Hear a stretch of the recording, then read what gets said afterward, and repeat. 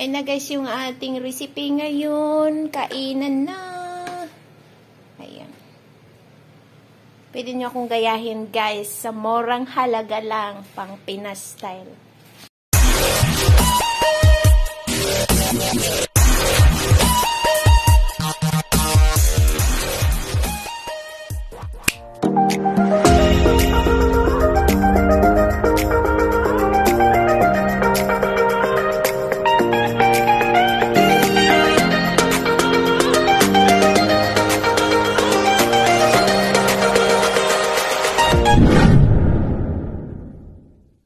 Hello guys, good morning, good afternoon, good evening to all of you. Welcome to my small YouTube channel again. So today guys, we will cook tuna guys.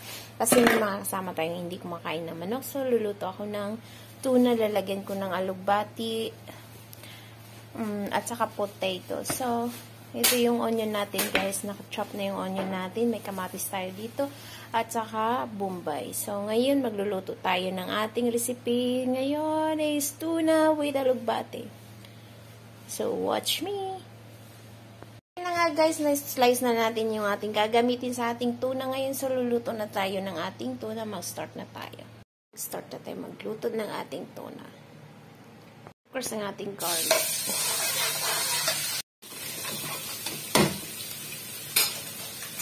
Lagyan natin yung ating.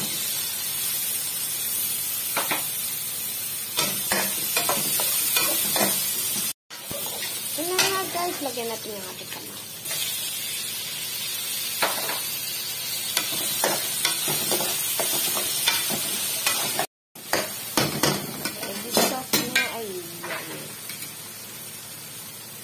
We'll add our both side.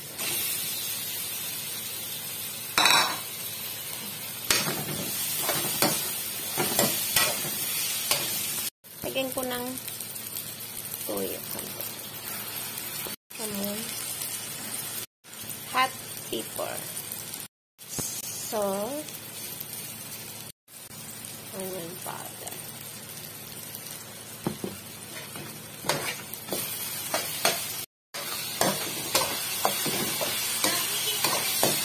Sige. So now guys, ilagay na natin yung ating tuna.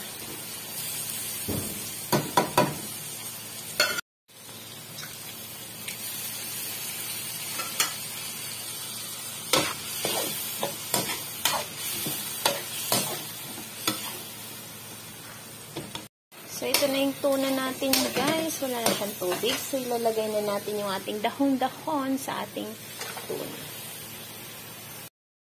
Nilulutuan kong tuna yung dalawang kasama kasi hindi man nakakain ng manok. So, we will mix it, guys. Natin ng konting tubig, guys, para magtubig-tubig siya. Pan muna natin siya. Natin yung ating tuna, guys. Kung diba?